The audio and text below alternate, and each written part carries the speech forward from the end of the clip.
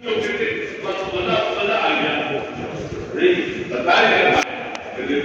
اس تمام دوا کے ساتھ یہ پرہیز ضروری ہے، ورنہ آپ کی دوا بے اثر ہو جائے گی. آپ کی دوا ہمیں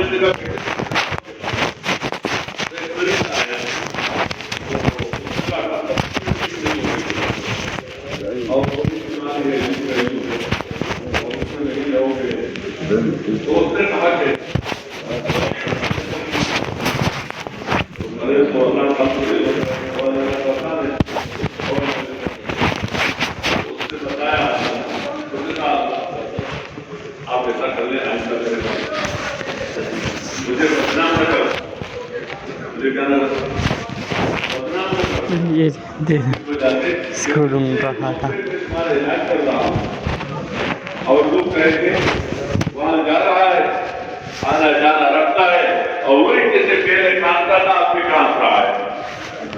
جو پہلے پیٹ خراب اب بھی پیٹ خراب، تو مجھے بدنام نہ کرو. اگر پرہیز کر سکتے ہو تو میں آپ کو مصالح دیتا ہوں، اور اگر پرہیز نہیں کر سکتے ہو تو پھر بس نہ کرو، علاج نہ کرو. تو پرہیز کرتا ہے اور اس کے ساتھ تو کیا کرتا ہے؟ دعا مانگتا ہے. کیوں؟ صحت کو اللہ نے تو وہ آتا تو نہیں کیا ہے کہ قرآن اور حدیث میں یہ کیپسول کھاؤ گے تو تجھے کیا مل جائے گا؟ تجھے صحت مل جائے گی. یہ تو ظنیات ہیں، اس لیے بدلتے رہتے ہیں. آج ایک چیز کو مکمل سمجھا جا رہا ہے اپنے تحقیق سے، کچھ عرصے بعد کچھ مزاج کے بدلنے سے اور کچھ مواسم کے بدلنے سے کہا جاتا ہے کہ نہیں یہ ابھی مضر نہیں ہے، اس میں وہ نقصان نہیں. آج ایک چیز کو ناقص سمجھا جا رہا ہے اپنے تحقیق سے. ان جیسے لوگوں نے اور تحقیق کی، انہوں نے اسی چیز کو کیا کر دیا؟ اس کو کہا کہ نہیں، اس کے اندر یہ نفع نہیں ہے. کیوں؟ انسانوں کی علم ہے، یہ علم اوپر سے نہیں اتارا گیا کہ جس کو لاریب کہا جائے کہ اس پہ کوئی شک نہیں ہے، اس میں کوئی شک نہیں ہے. یہ تو انسانوں کی اپنے محنت اور اس کے کوشش اور وہ جو مجاہدہ ہے اس کے بقدر مکاشفہ ہے. محنت کر رہا ہے، اللہ اس کو سمجھ دے رہا ہے. اللہ اس کو جو جس لین میں محنت کرتا ہے اللہ اس لین کے اعتبار سے اس کو سمجھ دیتا ہے.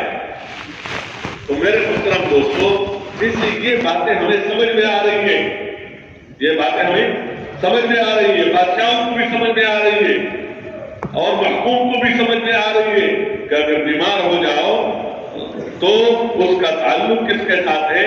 اس کا تعلق تمہارے بدن کے ساتھ ہے. بدن کا پرزہ ڈھیلا ہو گیا، اس میں مسئلہ ہے. اس کا حل یہ نہیں ہے کہ کیا نام ہے کہ زیادہ سے زیادہ پیسے تمہارے پاس آ جائے یا زیادہ سے زیادہ ملکوں پر تمہارا قبضہ ہو جائے. اس کا حل یہ ہے کہ تم کسی ڈاکٹر کے پاس جا کر علاج کرو. وہ علاج جو دے گا وہ تو کھانے کو کچھ دے گا، کس پر؟ بدن پینے کے لیے دے گا، ملنے کے لیے دے گا. یہ نہیں کہے گا یہ لے لو اور کیا نام ہے اپنے اگر تمہارا اس کا اثر کوئی اپنے گھر کے اندر اس فضا اور اس ہوا اور اس ماحول کی وجہ سے اس کے لیے بھی کچھ دے دے گا کہ وہاں سے یہ اثرات ختم ہو جائیں. لیکن اصل مقصود بالذات وہ اس انسان کا بلکہ یہ انسان اس کا موضوع ہے. اس کا ایک طبیب اور حکیم اور ڈاکٹر کا موضوع کیا ہے؟ وہ جسم انسانی ہے، وہ جسم انسانی ہے اور یہی اعضاء ہے. جیسے یہ باتیں سمجھ میں آ رہی ہے یا گاڑی خراب ہو گئی، جس کی بھی ہے چلے گی نہیں، اس کو لے کر جانا ہے. اور جس کے پاس لے کر جاؤ گے تو اس کو نہیں دیکھو گے کہ یہ بادشاہ ہے یا وزیر ہے، یہ ڈاکٹر ہے یا کیا، اس نے اسکول کتنا پڑھا، اس نے کالج کتنا پڑھا، اس نے قرآن کتنا پڑھا. اور اس نے یہ نہیں کہا جائے گا کہ اس فن میں اس کو مہارت ہے یا نہیں ہے. ان پڑھ سے ان پڑھ آدمی ہے، اس نے کچھ نہیں پڑھا ہے لیکن اس نے اپنے استاد کے ساتھ رہ کر اس نے سیکھا ہے کہ دیکھو گاڑی جب خراب ہو گئی یہ مسئلہ ہے. ہم تو حیران ہو جاتے ہیں کبھی کبھی مسئلہ تو اس سے میکینک سے پوچھا جاتا ہے کہ یار چلتی نہیں ہے، وہ وہاں سے کہتا ہے اس کو دیکھو، اس کو دیکھو، اس کو دیکھو، اس کو ذرا یوں کر لو، اس کو ذرا یوں کر لو، یہ گویا اس کا پتہ چلتے ہی وہ آگے بتا دیتا ہے کہ یہ خرابی جو نظر آ رہی ہے یہ اس کی وجہ سے ہے، یہ اس کے تجربے کی وجہ سے ہے اور اس کے اس علم کی وجہ سے ہے۔ میرے محترم دوستو، یہ سب ظنیات ہیں اور مشاہدے کی بنیاد پر ہے، اور اس میں بھی اللہ کا ارادہ ہے، اللہ پاک کا ارادہ ہے، اللہ کا چاہنا ہے۔ اللہ کے ارادے سے چیزیں ٹھیک ہو جاتی ہیں، اللہ کے ارادے سے بندہ پہنچ جاتا ہے، لیکن جو نظام اللہ نے دیا ہے حالات کے بننے اور بگڑنے کا، حالات کے بننے اور بگڑنے کا، وہ کوئی تجربے نہیں ہے، اور وہ بندے کے صحت بے اعتبار ایمان اور اعمال کے، اور بندے کی بیماریاں بے اعتبار گناہوں کے، وہ کوئی ایسی دوائیں نہیں ہے کہ جو ظنیات ہیں، وہ تشخیص وہ قرآن اور حدیث میں ہے، واضح ہے کہ دیکھو اپنے کو دیکھو، اپنے سے باہر دیکھنا یہ لا علمی ہے۔ ظہر الفساد فی البر والبحر بما کسبت ایدی الناس، کہ جو عمل کرو گے اس عمل کی وجہ سے پریشانیاں آئیں گی، اس عمل کی وجہ سے سیلاب آئیں گے، اس عمل کی وجہ سے زلزلے آئیں گے، اس خراب عمل کی وجہ سے آپس میں نا اتفاقیاں ہوں گی، اس خراب عمل کی وجہ سے بے برکتیاں ہوں گی۔ یہ اس کے اثرات ہیں، اس کے جو ظنیات نہیں ہے کہ کوئی اپنے طرف سے گڑے ہوئے ہیں، بلکہ یہ قرآن اور حدیث میں بتایا گیا ہے کہ دیکھو یہ عمل ذریعہ ہے حفاظت کا، یہ عمل ذریعہ ہے ہلاکت کا، یہ عمل ذریعہ ہے نجات کا۔ آپ دیکھیں ایمان پر تو اتنے وعدے کیے گئے ہیں، تجھے نجات چاہیے تو کیا بتایا کہ پہلوں کو میں نے نجات دیا بڑے مشکل اور مشکلات میں، تو اس طرح ہم ایمان والوں کو نجات دے دیتے ہیں۔ نجات کا ذریعہ ایمان ہے، دشمن سے بچنے کا ذریعہ ایمان ہے۔ وَأَنْتُمُ الْأَعْلَوْنَ إِن كُنتُم مُؤْمِنِينَ، کہ تم ہی اوپر رہو گے۔ ایمان کے ساتھ کوئی ماتحت رہے، ایمان کے ساتھ کوئی اس کے اوپر آ جائے تو یہ نہیں ہو سکتا کہ ایمان کے ساتھ اور مومن اور کیا ہو جائے، وہ کفر اور شرک اور جو اللہ کے ہاں کچھ بھی نہیں ہے ان کے ماتحت زندگی گزارے، تو یہ نہیں ہو سکتا۔ وَلَا تَهِنُوا وَلَا تَحْزَنُوا وَأَنْتُمُ الْأَعْلَوْنَ إِن كُنتُم مُؤْمِنِينَ، کہ گھبرانے کی بات نہیں، غم کی بات نہیں، کامیابی تمہارے ہی ہاتھ میں ہے، لیکن بشرطے کہ تم کیا ہو، تمہارے اندر ایمان ہو اور ایمان کے ساتھ تمہارے پاس اعمال ہو۔ ان تمسسکم حسنۃ تسؤہم وان تصبکم سیئۃ یفرحوا بها، کہ یہ تمہارے دشمن اگر تمہارے پر اچھا حال آ جاتا ہے تو تمہارے خوشی کو یہ دیکھ نہیں سکتے، اور اگر تمہارے پر پریشانی کا حال آ جائے تمہارے ملک میں، تمہارے گھروں میں، تمہارے کاروباروں میں، تو اس سے یہ خوش ہو جاتے ہیں۔ ان تمسسکم حسنۃ تسؤہم وان تصبکم سیئۃ یفرحوا بها وان تصبروا وتتقوا لا یضرکم کیدہم شیئا، اگر تمہارے اندر صبر ہوگا، یہ صبر دکان میں نہیں ہوتا، یہ صبر کارخانے میں نہیں ہوتا، یہ کارخانے کی صفت نہیں ہے، یہ دکان کی صفت نہیں ہے، یہ زمینوں کی صفت نہیں ہے، یہ سونے اور چاندی کی صفت نہیں ہے، یہ انسانوں کی صفت ہے۔ یہ انسان صابر ہے اور یہ انسان صابر نہیں ہے، یہ انسان شاکر ہے اور یہ انسان شاکر نہیں ہے۔ اس کے اندر شکر ہے اور اس کے اندر کیا ہے، شکر کے بجائے ناقدری ہے، احسان مانتا ہی نہیں ہے۔ تو میرے محترم دوستو، ہم بہت دور جا چکے ہیں فہم کے اعتبار سے، سمجھ کے اعتبار سے۔ سمجھ تو قرآن سے، سمجھ تو حدیث سے، سمجھ تو قرآن والوں سے ملتی ہے، سمجھ تو حدیث والوں سے ملتی ہے، سمجھ تو دین ہے۔ تو میرے محترم دوستوں، بزرگوں اور بھائیوں، یہ بتایا کہ جو کچھ تمہارا ہے، بلکہ پکڑ جو آتا ہے، امتحان الگ بات ہے، امتحان اپنوں کا ہوتا ہے، اپنوں کو عذاب نہیں دیا جاتا، اپنوں کا امتحان ہوتا ہے دو شکلوں میں امتحان ہوتا ہے۔ کوئی چیز دی ہے وہ لے لی، پیسہ لے لیا، ملک لے لیا، مال لے لیا، اولاد لے لی، چیزیں لے لی اپنوں سے، اپنوں سے کیا مطلب؟ حکم پورا کر رہا ہے، حکم پورا کر رہا ہے، اور حالات آ رہے ہیں بیماری کے، پریشانی کے، بظاہر دوسرے اور یہ ایک جیسے نظر آ رہے ہیں کہ وہ بھی پریشان اور یہ بھی پریشان، وہ بھی مصیبت میں، یہ بھی مصیبت میں، اس کا مسئلہ بھی حل نہیں ہو رہا ہے، اس کا مسئلہ بھی حل نہیں ہو رہا ہے. تو بظاہر شکل کے اعتبار سے یہ ایک نظر آ رہے ہیں، یہ ایک نظر آ رہے ہیں، اور وہ بھی حالات میں، یہ بھی حالات میں، یہ شکل اور ظاہر کے اعتبار سے ہے. لیکن میرے محترم دوستو، یہ اپنوں پر جو ہے، اپنوں کا کیا مطلب؟ کہ جو اپنا کا یہ مطلب نہیں ہے کہ بس مسلمان ہو گیا تو اپنا ہی ہو گیا، مسلمان ہو گیا، ہاں اس اعتبار سے تو اپنا ہو گیا کہ غیروں کے بنسبت یہ اپنا ہی ہے. لیکن آگے اپنوں کو کیسے چلنا چاہیے، اپنوں کی زندگی کیسی ہونی چاہیے، اور جو میرے ہیں ان کو کن حالات میں کس کی طرف رجوع کرنا چاہیے. تو اگر ہے اپنے اور کام کر رہا ہے غیروں کی طرح، غیروں کی، تو صرف اس وجہ سے کہ چونکہ کلمہ پڑا ہے تو کام بن جائے گا، تو ایسی بات نہیں ہے. وہ نظام ہے، اللہ کا نظام ہے، اور وہ مضبوط نظام ہے، اس میں کوئی تبدیلی نہیں ہے، اس میں کوئی وہ نہیں ہے، اس میں کوئی ایک پیر ہو یا اس میں کوئی کمی بیشی ہو جائے. اس لیے میرے محترم دوستو، اس کا جاننا کام ہے کہ اپنے کو دیکھو کہ جو تو اگر حکم پورا کر رہے ہو، حکم پورا کر رہے ہو، صحیح زندگی گزار رہے ہو، اور تمہارے مال میں نقصان آ رہا ہے اور تمہاری جان میں نقصان آ رہا ہے، تو یہ امتحان کیا ہے. وَلَنَبْلُوَنَّكُمْ بِشَيْءٍ مِّنَ الْخَوْفِ وَالْجُوعِ وَنَقْصٍ مِّنَ الْأَمْوَالِ وَالْأَنفُسِ وَالثَّمَرَاتِ وَبَشِّرِ الصَّابِرِينَ الَّذِينَ إِذَا أَصَابَتْهُم مُّصِيبَةٌ قَالُوا إِنَّا لِلَّهِ وَإِنَّا إِلَيْهِ رَاجِعُونَ أُولَٰئِكَ عَلَيْهِمْ صَلَوَاتٌ مِّن رَّبِّهِمْ وَرَحْمَةٌ وَأُولَٰئِكَ هُمُ الْمُهْتَدُونَ. کہ دیکھو ہم ضرور بالضرور تمہیں آزماتے رہیں گے. تمہیں یہ ایمان والوں سے بات ہو رہی ہے، اعمال والوں سے بات ہو رہی ہے کہ ہم تمہیں آزماتے رہیں گے. یہ آزمانا، یہ امتحان ہے. کس بات میں؟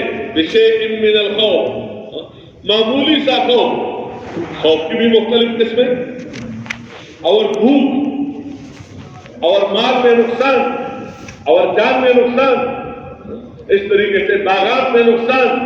لیکن جب یہ حال تمہارے پر آ گیا تو اب اس وقت تمہارا کام کیا ہے؟ صبر کرنا. صبر کرنا کیا مطلب؟ جمنا اس حکم پر، اس زندگی پر، اس سنت طریقے پر، اس پر جمو. اس پر کیا ہے؟ جمو. اور اس پر جو حالات آ رہے ہیں اس کو برداشت کرو، اور اپنے آپ کو غلط طرف جانے سے روکو. کہ اگر کوئی تمہیں مشورہ دے تمہارا کام بن جائے گا، لیکن اگر تم نے فلان کام کر لیا تمہارا کام بن جائے گا، تمہارا مسئلہ حل ہو جائے گا. لیکن اگر تم نے یوں کر لیا، اب وہ شریعت کے خلاف ہے، اب وہ طریق نہیں. معصیت سے اپنے آپ کو بچاؤ، معصیت سے، گناہ سے اپنے آپ کو بچاؤ. طاعت پر اپنے آپ کو ثابت قدم رکھو، اور اس پر جو بھی ہے تھوڑے وقت کے لیے تم اس کو برداشت کر لو، تو اللہ پاک نہ ختم ہونے والے حالات سے، مشکل حالات سے اللہ تمہیں بچا دے گا. تو یہ تمہارا امتحان ہے، یہ کوئی عذاب نہیں ہے. عذاب حکم پورا کرنے پر عذاب نہیں دیا جاتا. حکم پورا کرنے پر آگے رفع درجات ہیں. اس لیے یہ بتایا کہ جو اس طرح چلتے ہیں تو وہ بشر الصابرین، ان کو خوشخبری دو، ان کو اللہ کی طرف سے خوشخبری کہ جب ان پر یہ حال آیا تو اس حال کی وجہ سے یہ ان چیزوں کی طرف نہیں بھاگے. اذا اصابتهم مصیبت قالوا انا للہ، کہ میں تو اس چیز کا بندہ نہیں تھا، یہ اس کارخانے کا تو میں نہیں تھا، کارخانہ میرا، اس پیسے کا میں نہیں تھا، پیسہ میرا، اس حکومت کا میرا نہیں، میں بندہ نہیں، یہ میری، اس طرح یہ سب چیزیں میری، میں تو اللہ کا ہوں. انا للہ، اس لیے مجھے ان چیزوں کی طرف واپس جانا یہ میرا کام نہیں ہے. جس طرح اس چیز میں نقصان آ گئی یا مثلا کوئی بھی حال آ گیا اور اس کی وجہ سے وہ اللہ تک وہ چیز پہنچ گئی، وَإِنَّا إِلَيْهِ رَاجِعُونَ، राजिऊन, हमने वापस जाना है किसकी तरफ? अल्लाह की तरफ वापस जाना है। ये वो लोग हैं, उलाइका अलैहिम सलवातुम मिन रब्बिहिम व रहमा, अल्लाह की तरफ से शाबाश है।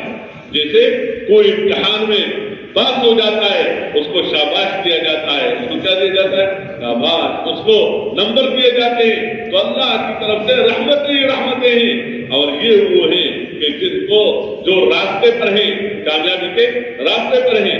इस तरह मेरे मुहतरम दोस्तों, तो नफा कुर्बान हो जाता है, नुकसान आ जाता है, तो ये कोई अजाब नहीं है, बल्कि ये अल्लाह की तरफ से रफ़े दरजात के लिए हालात आते हैं और उनको आगे बढ़ाने के लिए।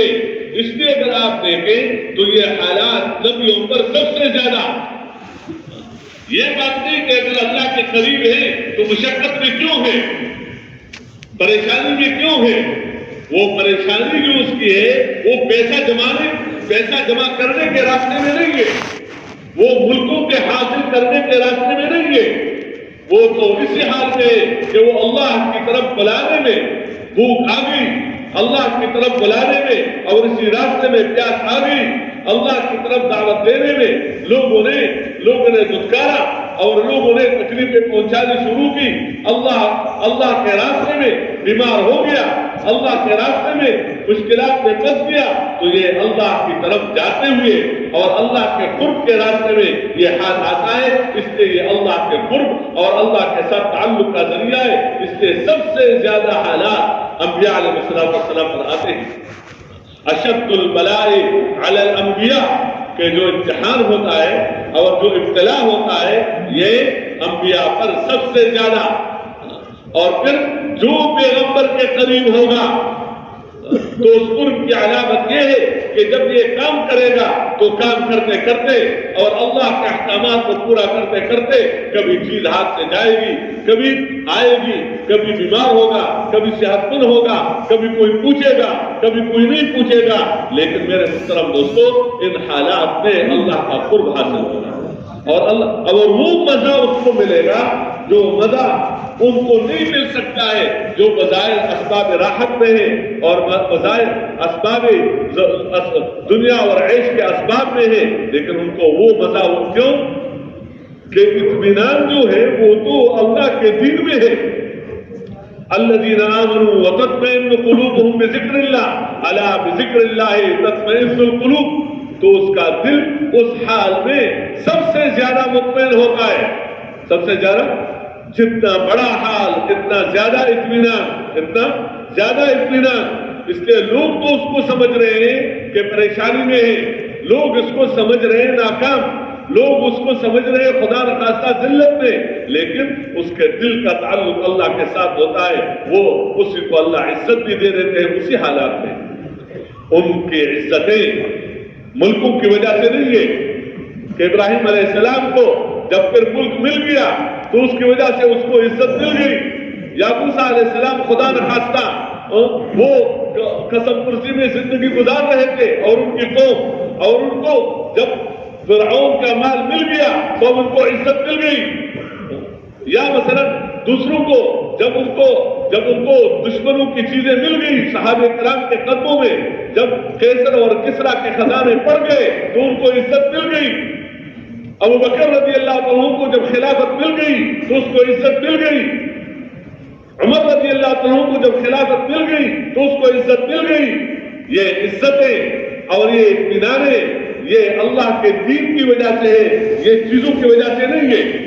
इसलिए वो ऐसे इज्जत वाले थे और वो ऐसे इज्जत वाले होते हैं कि उनकी इज्जतें चीजों की वजह से नहीं और उनकी इज्जतें चीजों पर मौकूफ नहीं है। कि अगर फकीर है तो इज्जत नहीं है। आप देखें सहाबे किराम की इज्जतें क़यामत तक आने वाले इंसानों के दिलों में अल्लाह ने कैसे पैदा की है कि हर एक उसको अजीज समझता है और जो जलील समझे वो खुद ही जलील हो जाता है। तो ये इज्जतें किन चीजों की वजह से है और ये इत्मीनान किन चीजों की वजह से है। मेरे मुहतरम दोस्तों, ये इब्तिला अलग है, इम्तिहान अलग है, दोनों शक्लों में होती है।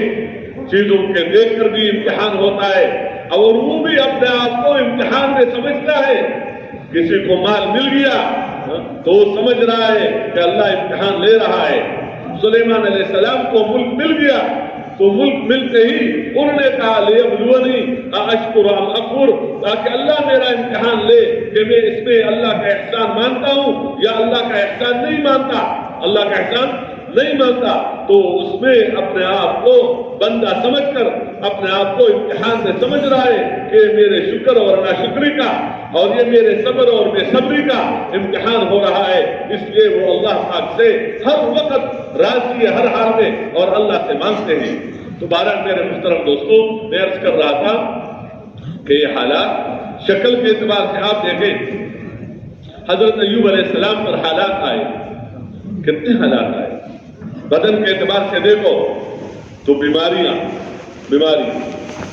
یہ الگ بات ہے کہ اپنے بندوں کو اللہ اس قسم کی بیماریوں سے اور اللہ اس قسم کے حالات سے بچاتا ہے کہ جس سے گن آئے، جس سے کیا ہے کہ اس کے قریب کوئی نہ جا سکے. اس قسم کے حالاتوں سے اللہ کیا ہے بچا دیتا ہے. لیکن میرے محترم دوستوں، اللہ کی طرف سے امتحانات آتے ہیں، پر آئے تو بدن کے اعتبار سے، آگے مویشیوں کے اعتبار سے سب گر گیا، دب گئے مویشی. اہل عیال کے اعتبار سے بچے بھی کیا ہو گئے، مر گئے. اب بظاہر بندہ کہتا ہے، یہاں تک کہ بعض لوگوں نے کہا کہ پتہ نہیں کون سا گناہ ہوا ہوگا کہ ان حالات میں اللہ نے کیا کر دیا، اللہ نے اس میں مبتلا کر دیا. تو جب حکم پورا کیا جاتا ہے، حالات آتے ہیں، وہ امتحان ہوتا ہے. امتحان بڑوں کا ہوتا ہے. پیغمبر مخلوق میں سب سے زیادہ اللہ کے محبوب ہیں، تو اللہ نے اور وہ ان امتحانات میں کس کو پکارتا ہے؟ اللہ کو. اللہ کے سوا کسی اور کی طرف ان کا دھیان نہیں جاتا. اس لیے اگر بیماری کا حال آیا تو حضرت ایوب علیہ السلام نے کس کو پکارا؟ اللہ کو پکارا. وَاذْكُرْ عَبْدَنَا أَيُّوبَ إِذْ نَادَىٰ رَبَّهُ، کہ اس نے اللہ کو پکارا. أَنِّي مَسَّنِيَ الشَّيْطَانُ بِنُصْبٍ وَعَذَابٍ. یہ اللہ والوں کے جتنا تعلق اللہ سے ہوگا تو ظاہر میں اگر کوئی بات ایسی آئی تو اس کو منسوخ کرتا ہے اپنے کمی کی طرف، اپنے کمی کی طرف. یہ بڑوں کی بڑی باتیں کہ کسی وقت اپنے پر کسی وجہ سے اس طرح مطمئن نہیں ہوتا ہے کہ نہیں میں تو بس سب ہر اعتبار سے ہوں. حالانکہ نبی تو کتنی بڑی بات. تو فرمایا کہ دیکھو یہ حال میرے پر آیا، اللہ کی طرف اللہ سے مانگا. اب اللہ نے ظاہر کے خلاف کیسی مدد کی؟ کہتے ہیں ارکض برجلک ھذا مغتسل بارد وشراب، کہ اپنے ایڑی زمین پر مار دو. اب اللہ ہی کا کام ہے، زمین بھی اللہ کی. اسی زمین کو اللہ نے قارون کے لیے کیا بنا دیا؟ ہلاکت کا ذریعہ، اور اس میں دنسایا. اور اسی زمین کو پاڑ کر حضرت اسماعیل علیہ السلام کے چھوٹے چھوٹے پاؤں، اس سے کیا طاقت اور قوت ہے کہ وہ زمین سے کوئی چیز نکال لے. لیکن وہاں سے زمزم کا پانی نکالا، اور ادھر سے حضرت ایوب علیہ السلام نے اسی زمین پر ایڑی ماری، اور ادھر سے کیا ہے، ادھر سے چشمہ نکلا. وہی لاٹھی موسیٰ علیہ السلام کے ہاتھ میں اور پتھر پر مار دیتا ہے اللہ کے حکم سے. طاقت اللہ کے حکم میں ہے، قوت اللہ کے حکم میں ہے، اثر اللہ کے حکم میں ہے. جان ڈالنا اور جاندار کو بے جان بنا دینا اور بے جان کو جاندار بنا دینا، یہ اللہ کا کام ہے، یہ اللہ کا کام ہے. تو ادھر سے چشمہ نکلا. اب اندر کی بیماریاں اور باہر کی بیماریاں، تو کہتے ہیں یہ پانی پی لو. ھذا مغتسل بارد وشراب، پانی پی لیا،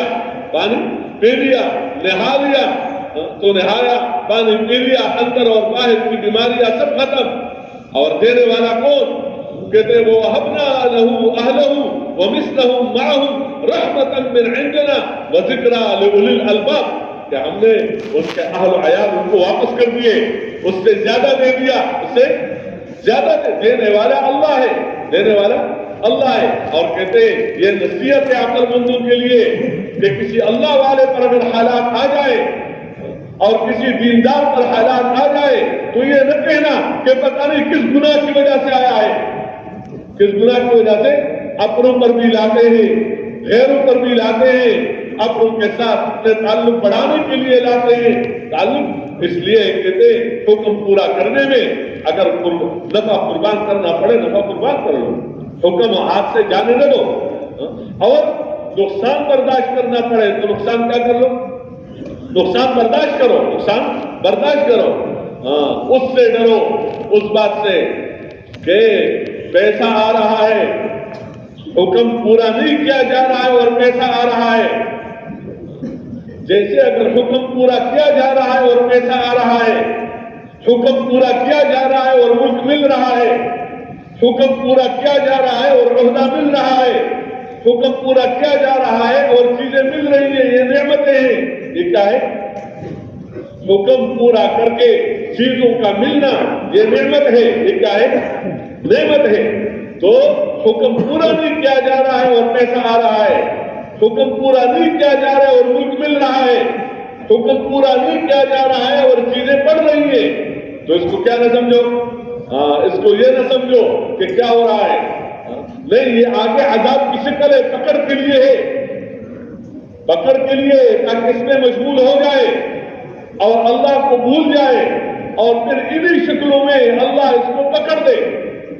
میرے محترم دوستو, بعض وقت بندہ کیا سمجھتا ہے, یہ کافروں کے اندر یہ بات تھی, مشرکوں کے اندر حضور صلی اللہ علیہ وسلم کے زمانے میں, اور شاید پہلے سے بھی یہ باتیں تھی کہ اگر میرا تعلق اللہ سے نہ ہوتا اور اللہ کا پیار نہ ہوتا اور اللہ کا ہاں محبوب نہ ہوتا تو مجھے یہ ملک کیوں ملا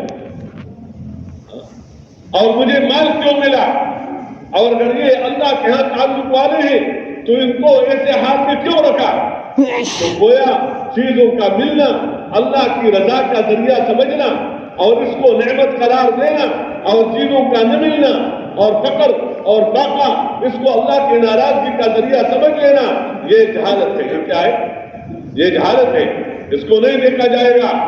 چیزیں اپنوں کو بھی ملتی ہے, دوسروں کو بھی اللہ دے دیتا ہے, مشقت میں اپنوں کو بھی ڈالتے ہیں, دوسروں کو بھی ڈالتے ہیں. دیکھو اس کو کہ آیا تم اپنے رب کے حکم کو پورا کر رہے ہو یا نہیں کر رہے ہو. تو اگر حکم پورا نہیں کیا جا رہا ہے اور چیز مل رہی ہے تو یہ ڈھیل ہے. یہ کیا ہے؟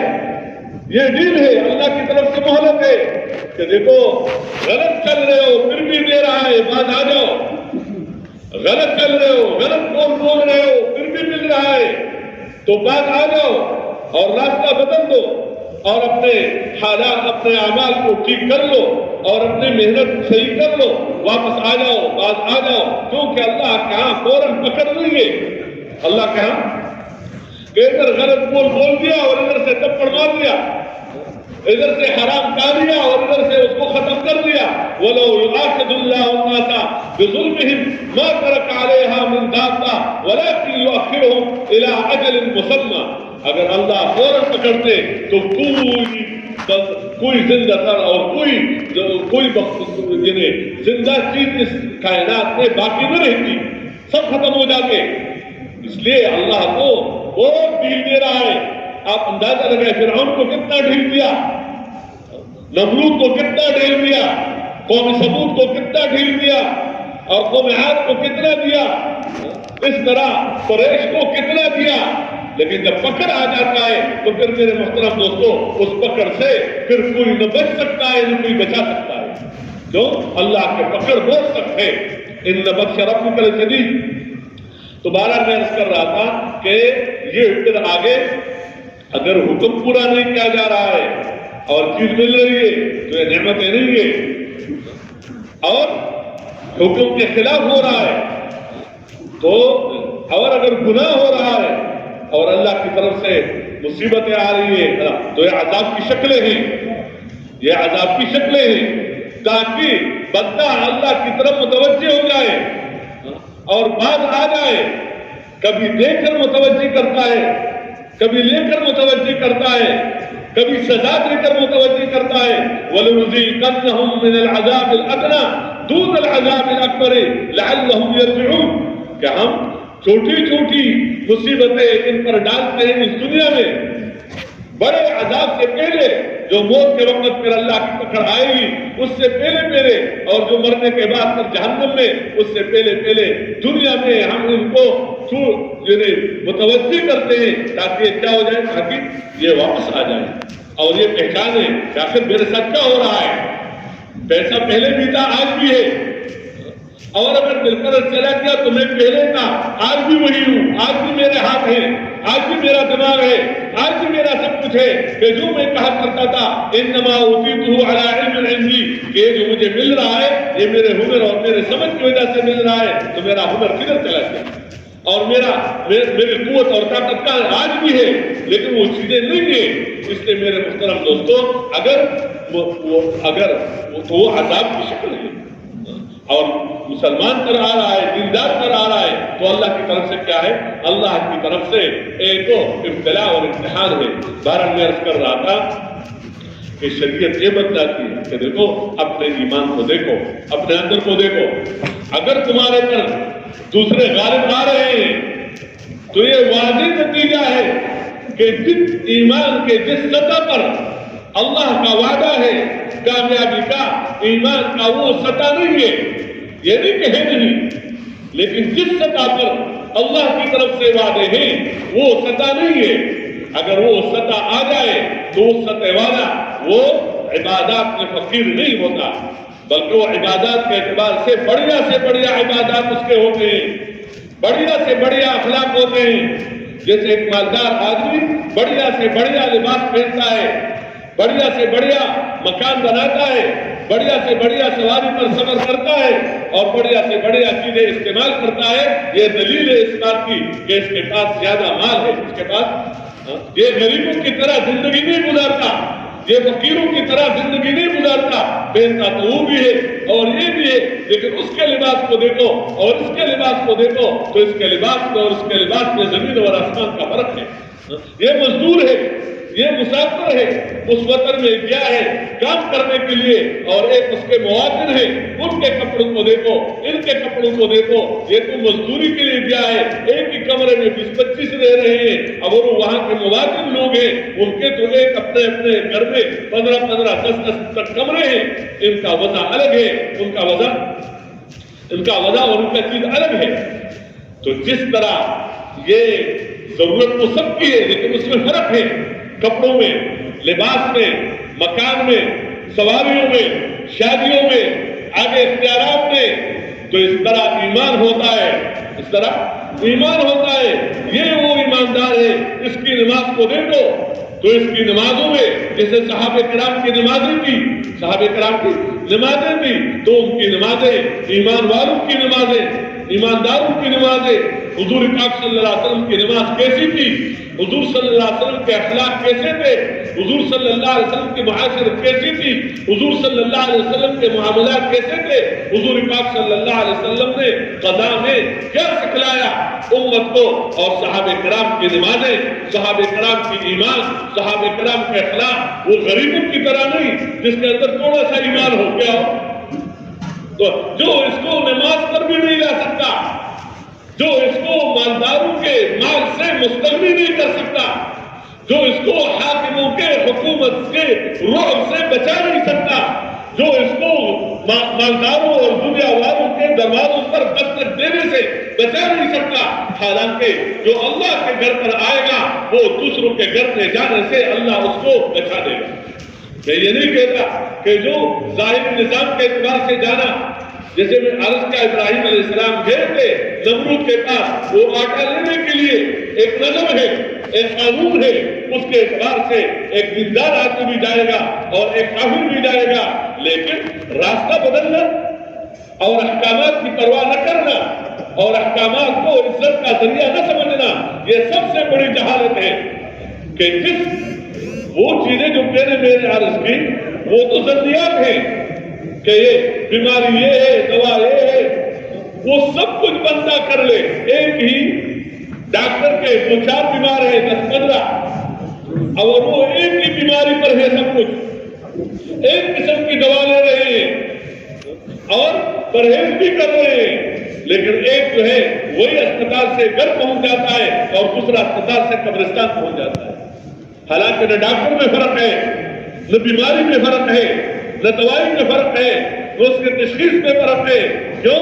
اس وجہ سے کہ مسئلہ کسی کے ہاتھ میں نہیں ہے سوائے اللہ کے، اور اللہ کے ہاں یہ نظام نہیں ہے. وہ تو اس کے جانے کا وقت اللہ نے مقرر کیا ہے. خواہ لاکھوں ڈاکٹر آ جائے، اس نے جانا ہی ہے. اس نے کیا ہے؟ یہ بچا نہیں سکتے، اس پر وعدے نہیں ہے. اور میرے محترم دوستو، جو قرآن اللہ نے اتارا ہے قیامت تک آنے والے انسانوں کے لیے، اس میں جس چیز کو وہاں ضمنیات نہیں ہے، وہاں بتایا گیا ہے کہ دیکھو یہ احکام ہے، اس حکم پر وعدہ ہے، تم حکم پورا کرو گے میں تمہیں اطمینان دے دوں گا، تم حکم پورا کرو گے میں تمہیں عزت دے دوں گا، تم حکم پورا کرو گے میں تمہارے مال میں جان میں برکتیں دے دوں گا، تم حکم پورا